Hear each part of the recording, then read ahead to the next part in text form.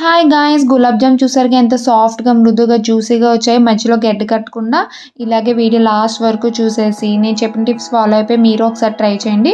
చాలా సాఫ్ట్గా జ్యూసీగా వస్తాయండి.